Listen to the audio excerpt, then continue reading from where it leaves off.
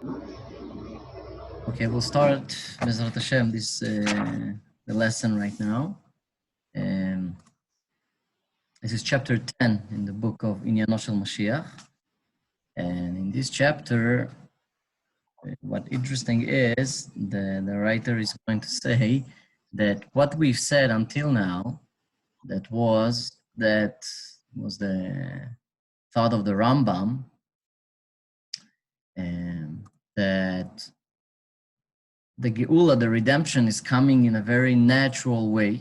The Geula is basically a process, a very natural process that's going to happen in the world naturally, step by step, as we see that the world is going to that direction of Geula, of redemption, of Jews basically establishing their mitzvot and Torah, and we are going to have a king that's going to bring us all back, and we'll have the temple, and it's all because the Torah by itself is eventual, is something eternal, and it's not ending, and therefore in material world we'll see the revelation of Hashem, and in the mitzvot, in the idea that all the mitzvot will take place here in our world in their fully stage. So we talked about the idea that it's going to be all natural, and this was the Rambam's, as we understand the Rambam until now, and we say, and we saw in Hilchas Melachim, that the Rambam writes that this is the fundament, this is the basic of Mashiach, of the Messianic kings, to establish and to return back the Davidic dynasty and all of the laws and all of the mitzvot. But in our chapter, we'll try to see on the other hand, okay? We'll see that according to the Rebbe's Siches and Parshat Shmini, Tafshin Beis, and in Likutei Siches, volume 27, we see that the Rebbe is interpreting the coming of Mashiach in an unnatural way, in a wondrous way, in a ness, in a way of miracle. And we'll see how could it be, and we'll understand. We'll point it out in three ways. One, that the natural description, the description of the Geula is just addressing for the unnatural. We'll explain it. And we'll have two ways of coming of Geula, as I think we mentioned it, but it's something that mentioned in Chazal, straightforward, that there could be two ways that the Geula could come. Or in a way of Zachu, worthy, or in the way of Lo Zachu, that is not worthy. The Geula is coming either way. Either we are worthy to the Geula or we're not, but it depends on the way that it comes. So, in a way that we worthy,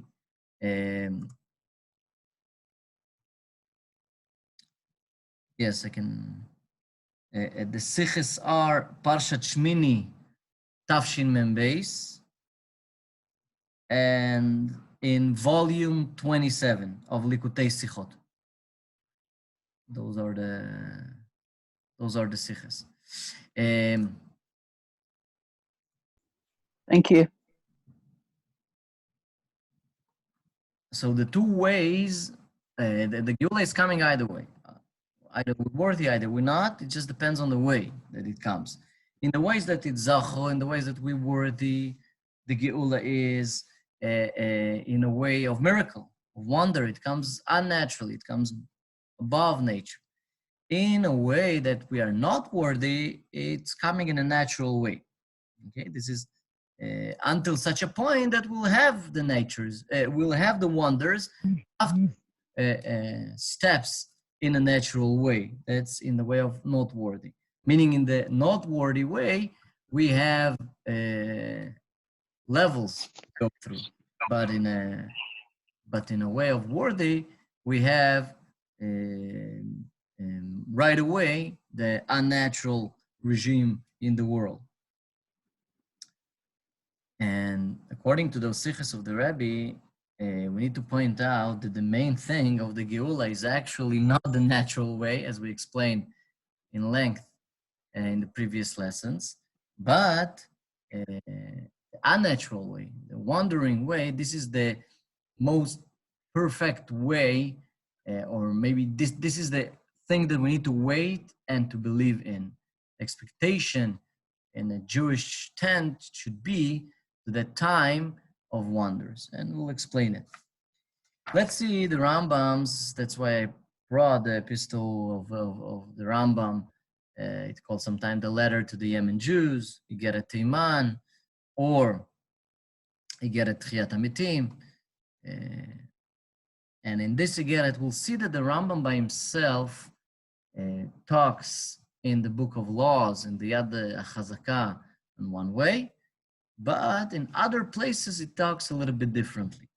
And here in Geret Tchiyat Amitim, he starts and he talks about two ways of miracles that could be in the ways of nature and not. Meaning, he says that sometimes the wonders that we'll see, I'll try 1 second, almost 1 minute to see if I will see it here in English.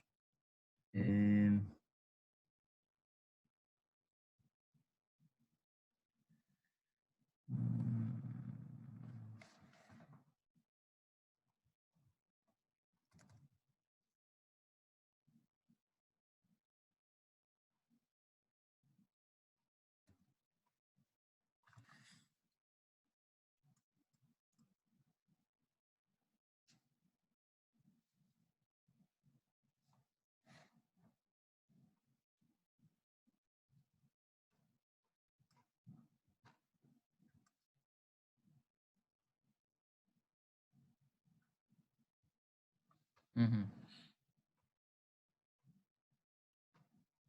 Mm-hmm.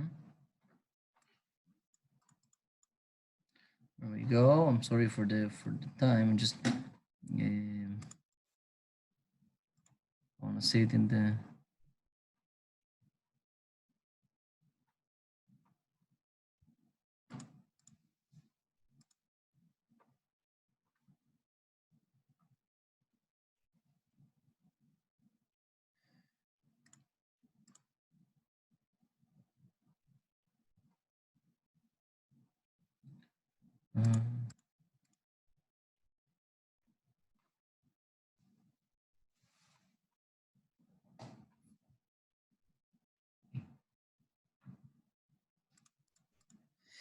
No, I don't see it here in the epistle in English, but I have it in the Hebrew, so I'll just translate it. So aniflaot, those wonders, those miracles, sometimes, as the Rambam, they could be in a natural way. They could be in an unnatural way. They could not be in a natural way. The wonder is basically demolishing or destroying the natural order. As we have the staff that of Moshe Rabbeinu that showed himself as a snake, and we have the earth that swallowed Korach and all of his people. But sometimes we have miracles and wonders that are showing themselves in a natural way. How could it be that suddenly comes, it could come a flood or barad, right, in Egypt that came from the sky, that basically it was a natural thing, right? It was very, very damaging and harsh, but it was a natural thing. And very strong rain, as the Rambam writes, that was in the times of Shmuel, and all of the broches and unbroches and what is not a bracha that mentioned in the Torah, that each one of them is possible in every land and in every time. And all of them are in the way of possibility. It's not something that man, right, of a tsunami or a great flood or some natural disaster that could happen. We don't think about it as a wonder or a miracle, right? But it is, actually, it is a miracle, but it's dressed in a natural way. right? And those miracles that dressed in nature could be in a couple of ways. One way that the prophet is saying about them, the prophet is already mentioning them, or is actually asking on them, as it says in Shmuel, "Ekra el Hashem v'yiten kolot." Right, the prophet Shmuel asked for it, asked for this tremendous wind and rain. Second opinion could be that it's something that comes without asking of the prophet. It just comes by instead it comes by itself, but it's something very like it's never been, it will never be like it. It's dressed in a natural way, but it's not something that been or will be. And this in the third way, it could be something that already been and it's continuously happening once in a while, like all the brachas and the unbrachas, the opposite of brachas that we have in Torah. Okay, so we find by that what we want to find, according to this Rambam, according to the epistle, that he explains the ways of wonders, that when we have a natural way, when it comes in an unnatural timing or an unusual timing, it's actually, we count it as a miracle, right? Although it's dressed in a natural way, but because the timing is not the right timing or the amount of the thing is not something logical, so we say that this is a miracle. Because we understand that this thing, it didn't happen because the natural causes that could cause it. And if we can say that the explanations by nature won't be so, we can explain it by nature, but it won't sound like something that actually happened in a natural way, because all of this, the ground, you can say that actually those miracles came on it. So in another way, so we say that in a little different words, we can say that the miracle, it's not only in a way that things happen, but it's the cause behind what happened. If we just see what happened, so we'll have to say that, okay, only if something that is changing the order of nature, we can call it a miracle. But if we look on something that we'll ask ourselves how it happened, we'll have to say that, okay, it happened in a wandering way, in a way of a miracle. All right. And there the Rambam brings the ordinary way of the Jewish people. And this is something interesting. How is Hashem controlling the Israeli people, the Jewish people? All what is happening with Jews in all the generations, they're just a completion of the brachas or the unbrachas that have been already promised in the Torah on our keeping of mitzvot or not. And according to that, they are something unnatural. All what is happening to us is in a wandering way, meaning in the Rambam's words there, he says that for that, to scare them and to get them the knowledge of good and bad, in a way, in the things that are coming, that are fast coming, if they will hear and if they will not hear.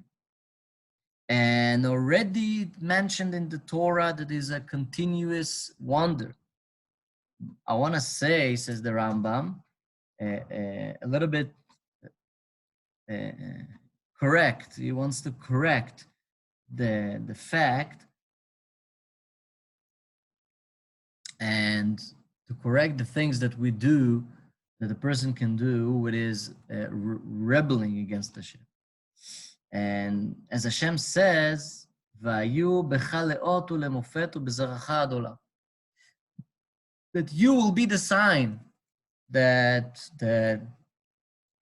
for this wonder to you and to all of your descendants. And for that reason, our sages in the Gemara said that Ein Mazal Israel. Our sages say that there is no luck to Israel. What does it mean there is no luck? And the Rambam explains that they want to say that our gaining or our losing something is not a the cause of that is not natural and not on the way of reality. But it all depends on our serving of God and our rebellion against Him. And this is a great sign more than all of the signs. And the Rambam says that we already explained that is by or by a private person or in public, same thing. And this is what the verse says, Asher chalak Hashem Elokecha otam lechol ha'amim, ve'etchem lakach Hashem, that Hashem gave to all the other nations, He gave them the stars and all of the natural regime and the natural order and all the natural laws, but we are taking by special. We are Hashem's. And the explanation of it, that all of the things, all of the order that's been ordered, the nations, the Jewish people is not. The Jewish people are always connected with Hashem in a way of a wonder. We can see it actually when we look at the Igres of the Rebbe. Sometimes people ask the Rebbe material questions and the Rebbe answers in a very spiritual way. Somebody writes to the Rebbe that he has a problem in Parnasa or he has a problem in health, and the Rebbe is pointing out that he needs to check on the mezuzahs or check the tefillin, or he needs to give out more tzedakah, or he need something that's connected with his, or to learn chitas, or things that are not directly connected to his problem. And can I ask a question? Yeah, 1 second. Okay. I just finished the thought and right away. The idea is that the spiritual and the material by a Jew, they are connected totally. And because we are ruled by Hashem in an unnatural way, so our material life are not connected to our material regime, but actually connected to our serving of Hashem. This is what it is connected about. Yes. So the question was, how does that apply to the other nations keeping the 7 mitzvahs of Bnei Noach? Do they also, their circumstances change because of that, whether they keep or not? The ordinary way of their rulement is not the idea of their rulement of by Hashem on them through the 7 mitzvahs, through the 7 Noach laws, is more to make the world. Because those mitzvahs are very natural and for to make the world a better place. So the idea by them is it's a natural thing. They're not with it's a more natural way of regime. You're right that they need to keep it and they need to believe in Hashem in order to reveal godliness in the world. But the order that Hashem rules them is a very natural way as their mitzvot, right? That you can say that from their commandments, you can see they're very naturally ruled. Not as the Jewish people, that we have a lot of things that we need to do that are not logical, and they don't seem logical, and don't have no connection with the ordinary way of the laws of nature. Mm. Okay, thank you. All right. So we can add to that a little bit more. What is happening actually to our nation? What is happening to the Jewish people is all unnatural. It's basically we are ruled by an unnatural way. Because we can see in the history something very interesting, that all of the nations, and basically not all of the nations, but everything in the world, that by the ordinary way of the world, everything in is lasting, is finishing, it has an end. Everything that you take together is way in the end is to separate. As the Rambam by himself writes in the Hilchot Yesodei Torah, he writes that everything in the world is brought up from four elements, right? The Rambam talks about the four elements. He talks about the earth and the water, the wind and the fire. And he said that everything is made from those elements. And everything, when he's ending, he basically breaks out to those four elements. So everything that is made in this world, eventually it will break. And so the term eventual, the term of everlasting infinity, it's not a term that we use in our ordinary human world or natural world. And this is actually something that is right not only for elements, but it's good for it's right for humans, that we see groups that eventually they break out, nations that change and gone from the world, right? All the ancient nations, we don't have them today. Even that we have then the Chinese nation and the Japanese nation, that they are really they changed in their years, and they didn't had so many wars, they didn't had so many obstacles on the way that will spread them. But we see in empires too, that empires change and forces in the world change, and some fall down and some rise up. But according to the Jewish people, the Rambam writes in this epistle, he writes that all of the nations are ending and the Jewish people is still standing. And this is something that the Rambam writes in this epistle, that the only reason is because the Jewish people is connected with Hashem. And Hashem is everlasting. So we are everlasting. This is the only explanation that we have for our nation being always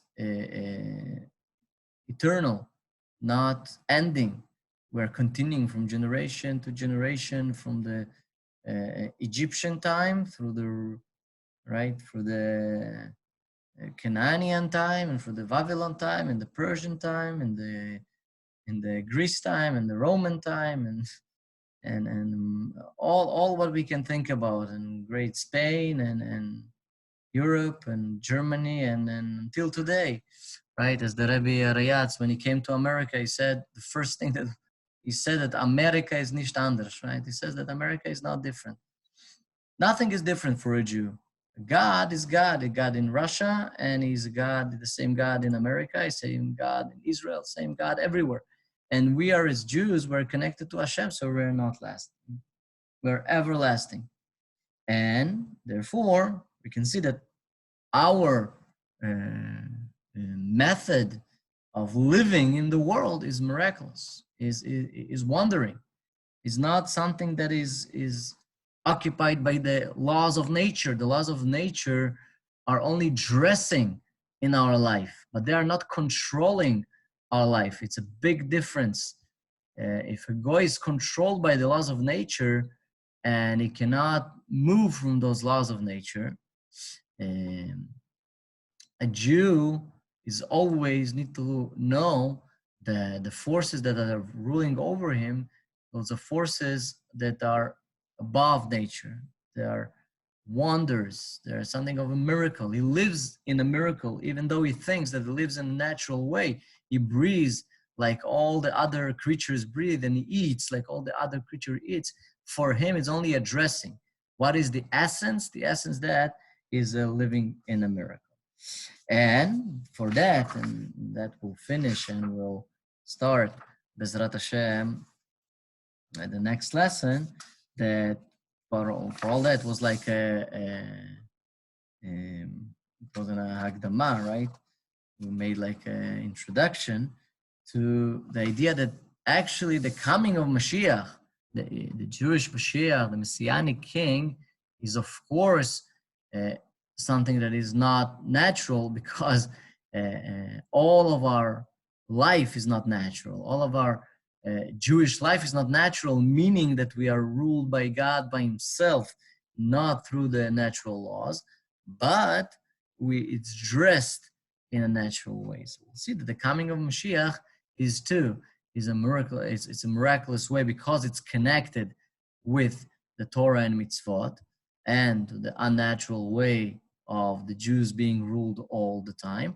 But we'll see that this is actually something that is dressed in a natural way, according to some opinions. And of course, the idea and the core of the Geula will be when all of the words of the prophets will be as they're in a simple explanation, and we'll see all the unnatural prophecies coming into life, and we'll see it with our own eyes that the ruling over a Jew is something that is unnatural and is very, wondering, in a way of wonder.